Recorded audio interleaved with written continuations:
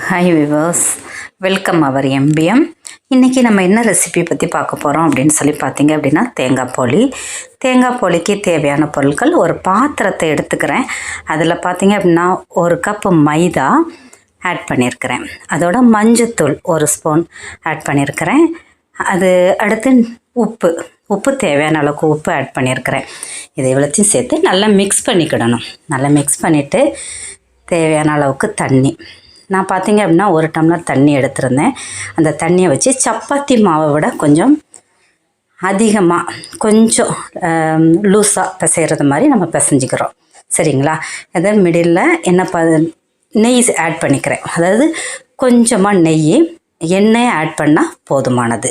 நான் இந்த இடத்துல நெய் ஆட் பண்ணிவிட்டு அதுக்கப்புறம் பார்த்தீங்க அப்படின்னா எண்ணெயை தான் மிடில் நான் எண்ணெயை நல்லா ஊற்றி பிசைஞ்சிட்டு கையில் ஒட்டாத அந்த பதத்துக்கு வந்த உடனே நம்ம ஸ்டாப் பண்ணிக்கிடலாம். அந்த இடத்துல பார்த்தீங்க அப்படின்னா நம்ம ஃபினிஷ் பண்ணுற நேரத்தில், அதாவது மாவு பிசைஞ்சு முடிக்கிற நேரத்தில் மேலே எண்ணெய் விட்டு நல்லா பிசைஞ்சு வச்சுட்டு, எதுக்காகனா காயாமல் இருக்கும், அதுக்காக தான். இப்போது இதை ஒரு டவலால் பாத்திரத்தை வச்சு நல்லா மூடி விட்டுருங்க. இப்போ போலிக்கு பூர்ணம் ரெடி பண்ண போகிறோம். இதுக்கு என்ன பண்ண போகிறோம் அப்படின்னு சொல்லி பார்த்தீங்க அப்படின்னா, கொஞ்சமாக தண்ணி விட்டுருக்கேன். தண்ணி விட்டுட்டு வெல்லம் கரையிறதுக்காக நான் துருவி தான் வச்சுருக்கிறேன். அதே சமயத்தில் பார்த்தீங்க அப்படின்னா துருவினதுலேயே கொஞ்சமாக அப்படியே கொஞ்சம் தண்ணி விட்டு நான் இந்த இதில் கொஞ்சம் கரைச்சிட்டு இப்போ பார்த்தீங்க அப்படின்னா வெல்லம் கரைஞ்சிடும். ஏன்னா நான் துருவி இருக்கிறதுனால ஃபாஸ்ட்டாக கரைஞ்சிடும். நீங்கள் அதை கொஞ்சம் ஒடிச்சு கொடுப்பாங்க. சரிங்களா? எனக்கு சீக்கிரம் ஆகணும் அப்படிங்கிறதுனால நான் அந்த மாதிரி பண்ணியிருக்கிறேன். ஓகே, இதை பாருங்கள். இது போல் கிளியராக பண்ணிக்கோங்க. நெக்ஸ்ட்டு அது கொஞ்சம் கரையட்டும். ஓகேங்களா? நல்லா கரைஞ்சிடும், உடனேவே கரைஞ்சிடும். எடுத்துருந்தேன். சரிங்களா? இப்போ ஏலக்காய் சேர்க்குறதுன்னா நல்ல ஒரு வாசனையும் இருக்கும். அதே சமயத்தில் நமக்கு ஜீரணமும் கொஞ்சம் ஆகும். ஸோ இன்றைக்கி தேங்காய் போலிக்கு நான் இதில் நான் பண்ணி வச்சுருக்கிறது பார்த்தீங்க அப்படின்னா ஏலக்காய் சுக்கு ரெண்டுமே போட்டிருக்கிறேன். சரிங்களா? இதை 2 கையில் எடுத்துக்கிட்டேன். ஏன் அப்படின்னா வாயில் கடிப்படக்கூடாது அப்படிங்கிறதுனால. இந்த மாதிரி பொங்கி வர நேரத்தில் நான் என்ன பண்ணுறேன் அப்படின்னு சொல்லி பார்த்தீங்க அப்படின்னா, இந்த துருவி வச்சுருக்க தேங்காவை நான் இதில் போட்டுறேன். ஓகேவா? பூரணத்துக்கு துருவி வச்சுருக்க தேங்காவை நான் போட்டிருக்கேன். நான் எடுத்தது பார்த்தீங்கன்னா இது 1 தேங்காய் எடுத்துருக்கிறேன். 1 தேங்காய், 2ம் ஃபுல்லாக நான் துருவி எடுத்துட்டேன். இது நல்லா பார்த்தீங்க அப்படின்னா ஃபுல்லாக துருவிட்டு இனிப்புக்கு நான் அதே அளவுக்கு 1/2 கப்பு அளவுக்கு நான் இனிப்புக்கு எடுத்துருக்கேன். உங்களுக்கு இனிப்பு எவ்வளோ தேவை இருக்குதோ அந்த அளவுக்கு நீங்களும் இனிப்பு ஆட் பண்ணிக்கோங்க.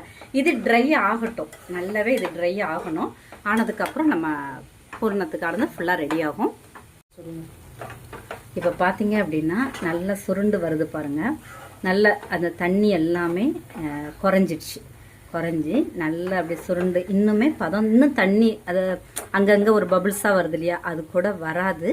நல்லா ட்ரை ஆகிடணும். அப்போ தான் நம்ம அந்த பூரணத்தில் வைக்கிறதுக்கு அது கொஞ்சம் கரெக்டாக இருக்கும்.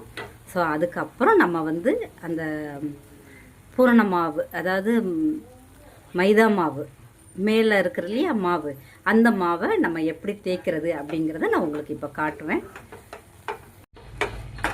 பாருங்கள், இந்த மாதிரி மெல்ட் ஆகிட்டே வரும். இன்னுமே நல்லா இது மெல்ட் ஆகணும். உங்களுக்கு இனிப்பு பார்த்தீங்க அப்படின்னா நான் 1 தேங்காவுக்கு நான் எடுத்திருக்க அளவு பார்த்தீங்கன்னா அது ஈக்குவலாக எடுத்துருக்குறேன். சரிங்களா? அதாவது துருவினது 1 பங்கு எவ்வளவோ அதே அளவுக்கு நான் வெல்லமும் எடுத்தேன். காகி எடுக்கணும் அப்படிங்கிறது கிடையாது, ஜஸ்ட்டு தண்ணியில் கரைக்கிறது தான். இது இன்னுமே நல்லாவே ட்ரையாக. இப்போ பாருங்கள், இந்த பதம் தான். ஓகேவா? இந்த அளவுக்கு வந்துட்டுனா இப்போ ஆற விட்ட உடனே இன்னுமே அது கெட்டியாகிடும். இப்போ நம்ம அதை என்ன பண்ணோம், ஆற வச்சுட்டு சின்ன சின்ன உருண்டையாக எடுத்துக்கிட்டு நம்ம பூரணம் மாவு ரெடி ஆகிடும். நெக்ஸ்ட் என்ன பண்ண போகிறோம் அப்படின்னா, போலிக்கான மேல் மாவு எடுத்து நம்ம ரெடி பண்ணுவோம், பார்க்கலாம். இப்போ பார்த்தீங்க அப்படின்னா நம்ம பூரணம் ரெடி பண்ணோம்னா அது இப்போ நான் ஆற வச்சு உருண்டையாக எடுத்துக்கிட்டேன். ஓகேங்களா? இப்போ நம்ம என்ன பண்ண போகிறோம் அப்படின்னு சொல்லி பார்த்தீங்கன்னா, இப்போது நம்ம மாவு தயார் பண்ணி வச்சுருக்கோமா, அந்த மாவை நம்ம இப்போ மாவு தயார் பண்ணி வச்சுருக்கோம். இந்த மைதா மாவு, ஓகேவா? இந்த மைதா மாவில் நான் எதெல்லாம் தயார் பண்ணி போட்டிருக்கேன் அப்படின்னா ஃபஸ்ட்டே நான் இதை வந்து ஷோ பண்ணியிருக்கிறேன். இதை வந்து ஒரு 4-5 ஹவர்ஸ்க்கு முன்னாடியே நான் அந்த மாவில் மைதா, மஞ்சள் தூள், உப்பு, கொஞ்சமாக எண்ணெய் வச்சு ஒரு 5 ஹவர்ஸ்க்கு முன்னாடியே நான் வந்து பிசைஞ்சு ஊற விட்டுருக்குறேன். ஸோ அந்த மாவு தான் இந்த மாவு. இப்போ இந்த மாவை என்ன பண்ண போகிறேன் அப்படின்னா, இதில் தான் இப்போ நம்ம இந்த மேல் மாவு பூரணத்துக்கு இப்போ நம்ம அந்த பூரணத்தை இது உள்ளே வச்சு இப்போ நம்ம ஸ்டஃப் பண்ண போகிறோம். ஓகேங்களா? இப்போ எப்படி பண்ண போகிறோம் அப்படிங்கிறத இப்போ நம்ம பார்க்கலாம்.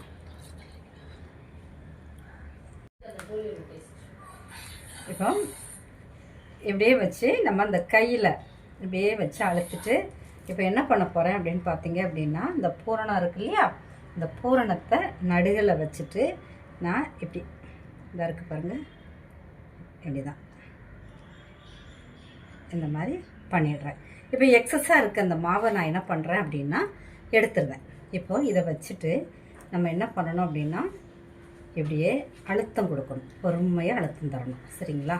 இதை இப்படியே பொறுமையாக நம்ம அழுத்தம் கொடுக்குறப்போ போலி ரெடி ஆயிடும். பொறுமையாக அழுத்தம் கொடுங்க, கையாலேயே அழுத்தம் கொடுத்தா போதும். சரிங்களா?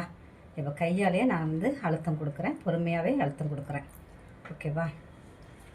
இப்போ பாருங்கள், இப்போ இது போலயே அழுத்தம் கொடுக்குறப்போ இதை வந்து இப்போ சப்பாத்தி மாவில் சப்பாத்தி கட்டையை வச்சு நம்ம தேய்க்கலாம். இப்போ பார்த்தீங்க அப்படின்னா நான் கையிலே வந்து அழுத்தம் கொடுத்துருக்கேன். இப்போ பார்த்தீங்க அப்படின்னா நம்ம எண்ணெயை தவா வச்சுட்டு அடுப்பு ஆன் பண்ணி தவா வச்சுட்டு இப்போ நம்ம எண்ணெயை ஊற்றிட்டு நான் இப்போ என்ன பண்ணேன், கையில் தான் அழுத்தினேன். இந்த போலியை நான் இப்போ வந்து சுடுறேன். இப்போ பார்த்தீங்க அப்படின்னா சிம்மில் வச்சுக்கோங்க, ஏன்னா கறியிடக்கூடாது. சிம்மில் வச்சுக்கோங்க. சிம்மில் வச்சு ஒரு சைடு வெந்த உடனே நெக்ஸ்ட் சைடு. போலி அப்படிங்கிறதுனால கொஞ்சம் எண்ணெய் உண்டுன்னு ஊற்றிருக்கிறோம், அவ்வளோந்தான். அது போல் பார்த்திங்கன்னா மாற்றி போடுங்க. நல்லா 2 பக்கமும் மிதமான தீயில் நல்லா பார்த்திங்கன்னா 2 பக்கமும் மாற்றி போட்டு நல்ல கலர் சேஞ்ச் ஆகும். அந்த டைமில் பார்த்திங்கன்னா அது ரெடி ஆயிடுச்சு. இப்போ தேங்காய் போலி ரெடி. சர்விங் பவுலுக்கு நம்ம மாற்றிட்டு இப்போ நம்ம சர்வ் பண்ண போகிறோம். டேஸ்ட்டான தேங்காய் போலி ரெடி ஆயிடுச்சு. சப்ஸ்கிரைப் பண்ணுங்கள்.